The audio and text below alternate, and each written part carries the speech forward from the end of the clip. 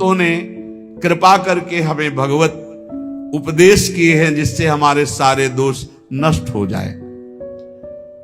कह रहे हैं कि इस संसार में कैसे जाना जाए कि ये आदमी नरक जाएगा, अपने को कैसे जाना जाए कि हम नरक जाएंगे। बोले विश्वासघातिनो ये च कृतज्ञाव्रत लोपिनः द्विज देवेषु विद्विष्टा शांतयन्ते धराम नराः। जिसने किसी को विश्वास दिलाया और विश्वासघात कर दिया, उसको नरक की प्राप्ति होगी। विश्वासघाती महापापी माना जाता है, कभी विश्वासघात न करे। कोई शरण में आ जाए या किसी को वचन दे दे या किसी को विश्वास दे दे, फिर विश्वासघात करे, उसको नरक की प्राप्ति होती है। दूसरा, कृतज्ञ, तुम्हारे साथ उपकार किया, तुमने उपकार नहीं माना, उसका अमंगल किया, नरक की प्राप्ति होगी। तीसरा, आज से मैं ये करूंगा ऐसा व्रत लिया और व्रत तोड़ दिया बीच में, उसको नरक की प्राप्ति होगी।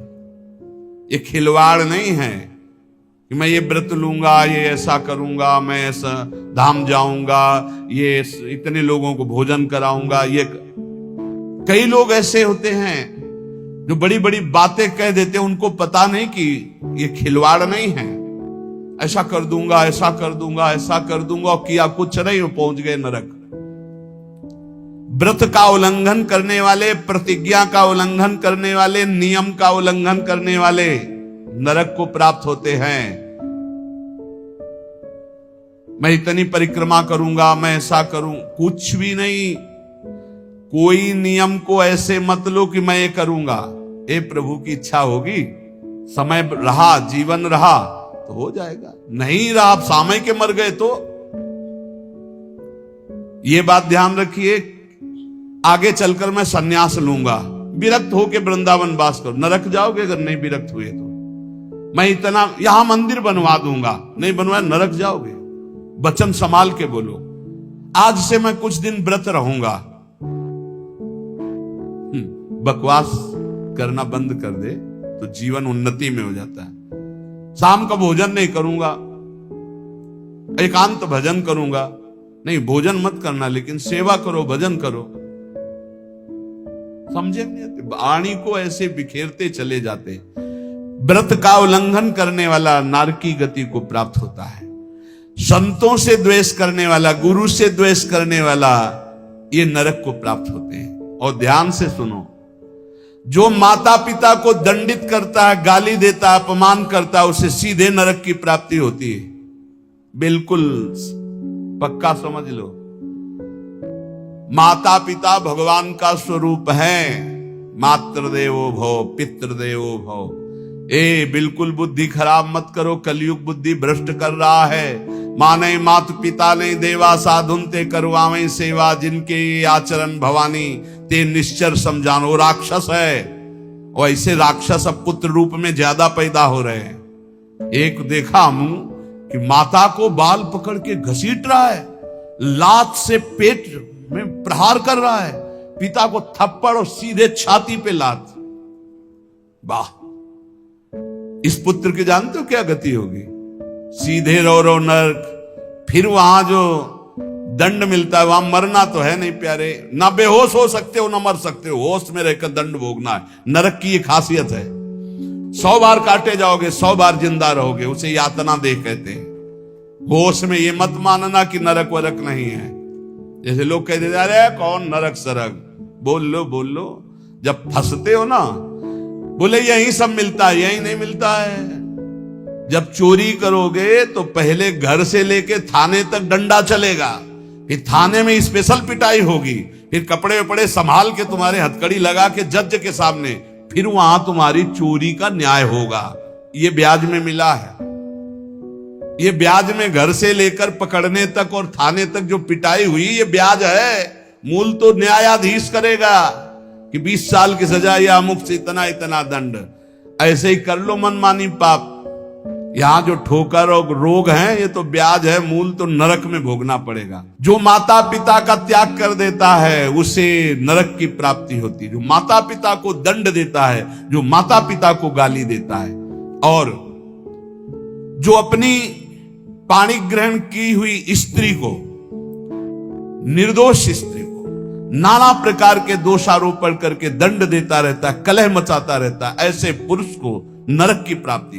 और जो अपने सज्जन पति का त्याग कर पर पुरुष का अनुसरण करती, ऐसी स्त्री को नरक की प्राप्ति होती है। जो गुरुजनों को कठोर वचन बोलते हैं, जो गुरुजनों का आदेश का पालन नहीं करते, उनका पोषण नहीं करते, जो देवता ब्राह्मण और निर्बलों का धन का अपहरण कर लेते हैं, ऐसे मनुष्यों को नरक की प्राप्ति होती है।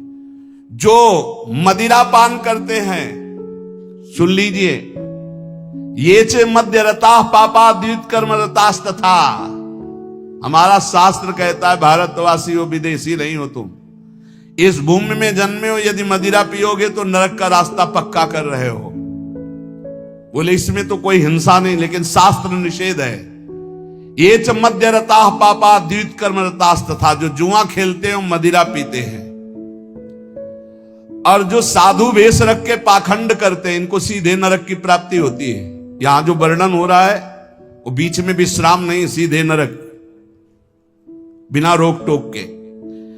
जो माता पिता को दंड देते हैं, जो निर्बलों का धन अपहरण करते हैं, जो देवताओं का धन अपहरण करते, देव मंदिरों का, जो पापी मदिरा पीता है, जुआ खेलता है, जो पाखंड करता है साधु वेश में, इन सबको नरक की प्राप्ति होती है। ऐसा थोड़ी कि तुम साधु वेश रख लिए तो तुम चक्रवर्ती हो, जो चाहो सो कर सको, नहीं। देखो, अगर साधु वेश धरकर गलती हो जाए तो भगवान क्षमा करते, चूक, लेकिन पाखंड का मतलब जानबूझ के वही करते रहना, महापात की, अतिपात की, इन सबको। और जो दूसरे जीव जंतुओं को पका के खाते हैं, जो जीवों को पका के, ये भारत है, भारत धर्मात्माओं का देश है, महात्माओं का देश है, यति और सतियों का देश है।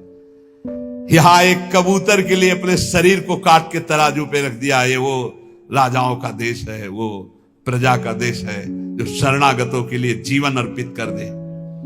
यहां जो जीव जंतुओं को पका के खाते हैं, भैया सुन लो, ये जो मांस मछली अंडा खाने वाले, बोले और तो कुछ हम नहीं खाते, मछली खाते। तो मछली में जीव नहीं? बोले नहीं, पानी की तरोई है। हाँ हाँ, हमसे बोले एक तरोई जो होती है वो जमीन में छेलती है, ये पानी की तरोई है मछली। पानी की तरोई है वो। बनोगे तुम भी पानी की तरोई, तैयार हो जाओ, फिर तुमको सीधे मिर्ची की तरह तल के कढ़ाई में जिंदा फिर खाएंगे। वो काल स्वरूप भगवान है। अर्जुन को दिखाया कि देखो भीष्म द्रोणाचार्य लौंग इलायची की तरह फंसे हमारी दाढ़ों में, होश में रहो। शास्त्र आज्ञा है, जो दूसरे जीव जंतुओं को मार के उबाल के, बोले हम तो नहीं इसे पर खरीद के लाते हैं, वैसे ही भोग मिलेगा, दंड मिलेगा। और सुनो, जो सत्कर्म का संकल्प करके सत्कर्म नहीं करते, सत्कर्म का संकल्प लेके, सत्कर्म का ये करूंगा, ये दूंगा, ये ऐसा, कभी मत बोलो जबान से कर दो, कर दिया जबान से बोल दिया और किया नहीं तो नरक जाओगे। जो दूसरों को सदैव कष्ट ही देता रहता है, जो शास्त्र और धर्म के विरुद्ध चलता है, शास्त्र के अनुसार चलने वालों का उपहास करता है, जो दूसरे की जीविका छीन लेता है, जो द्वेषवश महामहिम गुरुजनों की निंदा में प्रवृत्त होता है, वे सब नरक जाते हैं। जो दाता दान दे रहा है और वो जाकर उसको भड़का के रोक देते हैं, नरक जाएंगे, दाता भी और भड़काने वाला भी। जो पाप कर्म के लिए प्रेरणा देता है, जो अनाथ उनको पीड़ा पहुंचाता है, इन भूतल पर ऐसे लोगों को नरक की प्राप्ति होती है और ये पाप उनको घोर दुख में, नरकों में ढकेलते हैं। ब्रह्मण्यम पुण्य मुत्सृज्य ये द्विजा लोभ मोहिता कुकर्म युपजीवंती तेवै निरयगामिना नरकगामी। ध्यान से सुनना, जो ऊंचे कुलों में जन्म लेकर के निम्न आचरण करते हैं, न संध्या है, न बंधन है, न अर्घ देना है, बस मनमानी पापाचरण, सीधे नरक, खिलवाड़ नहीं है। तभी कलयुग ने ब्रह्मा जी से कहा था चिंता मत करो। जैसे बड़े भैया ने सतयुग ने कहा हमारे राज्य में कोई नरक नहीं जाएगा, कि छोटे भैया त्रेता जी ने कहा कि हमारे राज्य में भी जैसे बड़े भैया का राज्य वैसे ही रहेगा। द्वापर ने कहा आज्ञा पालन की कोशिश करेंगे। तो कलयुग ने कहा ब्रह्मा जी से वचन देते हैं, भूल चूक से कोई स्वर्ग या परम पद चला जाए ना, सीधे नरक भेजेंगे, हाउसफुल, नरक हाउसफुल रहेगा। देख लो ना, यही लक्षण है, जो लक्षण है उनको देखो प्राय। जो लोभ से मोहित होकर परम पवित्र कुलों में जन्म कर होकर के अपने कुल धर्म का त्याग करके पापाचरण करते हैं, ऐसों को नरक की प्राप्ति होती है। जो भगवान को गालियां देते हैं, नास्तिक हैं, इनको नरक की प्राप्ति होती है। जो धर्म की मर्यादा को भंग करते हैं, उनको नरक की प्राप्ति होती है। जो कामी पुरुष दूसरे की स्त्रियों के साथ या कामी दूसरे पुरुषों के साथ, उनको नरक की प्राप्ति होती है। ध्यान दे दे, भारत है, धर्म विधान है। अब आप कह दो कि नहीं कानून नहीं, ये कानून, ये भागवतिक कानून है, भगवान का बनाया हुआ है, तुम्हें भोगना पड़ेगा। होश में सत्संग सुनाने के लिए ये बड़े बड़े शास्त्रों से, महर्षियों से इसीलिए चयन करते हैं कि तुम्हारे और हमारे होश ठीक रहे। ये भारत है, ये धर्म भूमि है, यहां मनमानी आचरण नहीं कि पतिवंचक परपति रति करई, गोस्वामी तुलसीदास जी, रौरव नरक कल्प सत परई, ऐसे पुरुष के लिए भी है। जो दंभ करता है, जो किसी को दान देने की बात कह के पलट जाता है, उसे नरक की प्राप्ति होती है। जो दूसरों की चुगली करता है, जो अभिमान में भर करके दैन्य पुरुषों को सताता है, ऐसे लोग होते हैं। जो झूठ बोलता है बात बात पे, उनको नरक की प्राप्ति होती है। जो अपनी बात कह के सीधे पलट जाता है, जो दूसरों का धन हड़प लेता है, जो दूसरों को निष्कलंक होने पर भी कलंक लगाता है, ऐसे लोगों को नरक की प्राप्ति होती है। जो पराये सुख और संपत्ति को देखकर जलते हैं, जो प्राणियों के प्राण लेने में बड़े सुख का अनुभव करते हैं, तलछा तलछा कर मारते हैं, बहुत निर्दयी लोग हैं, बहुत निर्दयी लोग। ये जलाते हैं पशुओं को, ऐसे पैर बांध दिए, ऊपर ऐसे सरिया डाल के उसमें पैरों में, और नीचे आग लगा दी। धीरे धीरे घंटों में तड़प, अब मुंह बंधा है, आवाज नहीं निकल, तड़प तड़प कर वो मर रहे, और वो 4-10 बैठे हंसी मजाक करें, करो करो मजाक करो। यमदूत ऐसे ही बांधेंगे, बिल्कुल ऐसे ही। और वहां यहां एक दिन तुम ऐसा पाप करोगे, वहां सैकड़ों वर्ष उसका भोगना पड़ेगा।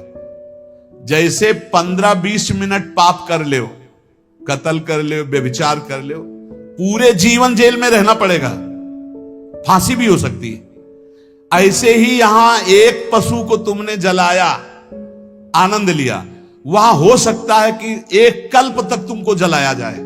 जैसे यहां एक 15 मिनट का अपराध, आजीवन कारावास। होश में ये नहीं मानना कि ये नरक स्वर्ग सब व्यर्थ है। जो लोग पराई स्त्री को फुसला के फंसा के दुराचार करते हैं, मार देते हैं, जो लोग कुआं, बगीचा, पोखरा, पौशाला, इन स्थानों को अपवित्र करते हैं व्यभिचार के द्वारा, मलमूत्र त्याग के, मान लो पानी है, पानी में मलमूत्र करना, पानी में व्यभिचार करना, ऐसों को सीधे नरक मिलता है, सीधे नरक। पोखरे में, कुएं में, बगीचे में जो अपवित्र आचरण करते हैं, उनको नरक की प्राप्ति होती है। जो देव स्थानों में दी गई जमीन संपत्ति को हड़प लेते हैं, जो बच्चों को चुरा लेते हैं, शिशु बच्चों को चुराकर बेचना, या जो अतिथि को भोजन दिए बिना स्वयं भोजन कर लेते हैं, ऐसे लोगों को नरक की प्राप्ति होती है। जो सन्यास का संकल्प लेकर फिर सन्यास आश्रम को कलंकित करते हैं, जो मित्र भाव करके दगा दे देते हैं, ऐसे जितने पुरुष बताए गए ये सब के सब नरकगामी होते हैं। इसलिए हम श्री भगवान का आश्रय लेकर नाम जप करते हुए सुधार करें, हमको नरक न जाना पड़े, इसी जन्म में हमारी भगवत प्राप्ति हो जाए, निश्चित हो जाएगी नाम जप से। और ये संकल्प लो, अब लो नसानी अब ना न सही हो, तो भगवान कृपा करके माफ कर देंगे। हम तो हम सर्व पापेभ्यो मोक्षयिष्यामि मा शुचा। श्री राधा वल्लभ लाल की।